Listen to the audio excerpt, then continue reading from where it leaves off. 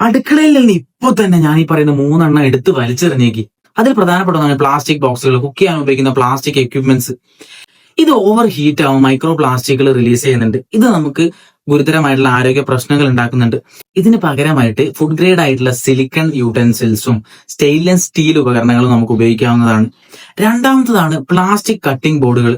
ഇത് നമ്മൾ കത്തി ഉപയോഗിച്ച് വെജിറ്റബിൾസും ഫ്രൂട്ട്സും കട്ട് ചെയ്യുന്ന സമയത്ത് ഓരോ മൈക്രോ പ്ലാസ്റ്റിക്കുകൾ അതിൽ പറ്റിപ്പിടിക്കുകയും അത് നമ്മൾ വർഷങ്ങളായിട്ട് ഉപയോഗിക്കുകയാണെങ്കിൽ ഇത് ഫുഡിൽ പറ്റിപ്പിടിച്ച് നമ്മുടെ അകത്തേക്ക് പോയിട്ട് നമുക്ക് ചെറിയ രീതിയിലുള്ള ആരോഗ്യ പ്രശ്നങ്ങൾ ഉണ്ടാകും. മൂന്നാമത്തതാണ് സ്ക്രാച്ച് വീണ്ടുള്ള നോൺ സ്റ്റിക് പാനുകൾ. പഴയ പാനുകളിലൊക്കെ PFO അടങ്ങിയിട്ടുണ്ട്. ഇത് ഗുരുതരമായിട്ടുള്ള ആരോഗ്യ പ്രശ്നങ്ങൾ ഉണ്ടാക്കും. പുതിയ വരുന്ന നോൺ സ്റ്റിക് പാനുകളിൽ PFO ഫ്രീ ആണെങ്കിൽ കൂടെ വർഷങ്ങളായിട്ട് ഇത് തന്നെ നമ്മൾ സ്ക്രാച്ച് ആയിട്ട് ഉപയോഗിക്കുന്നത് മൈക്രോ പ്ലാസ്റ്റിക്കുകളും അതർ കെമിക്കൽസ് ഒക്കെ നമുക്ക് എന്ത് ചെയ്യുന്നുണ്ട്, ഫുഡിൽ വന്ന് ചെറിയ രീതിയിലുള്ള ആരോഗ്യ പ്രശ്നങ്ങൾ ഉണ്ടാക്കുന്നുണ്ട്. Stay healthy, stay safe.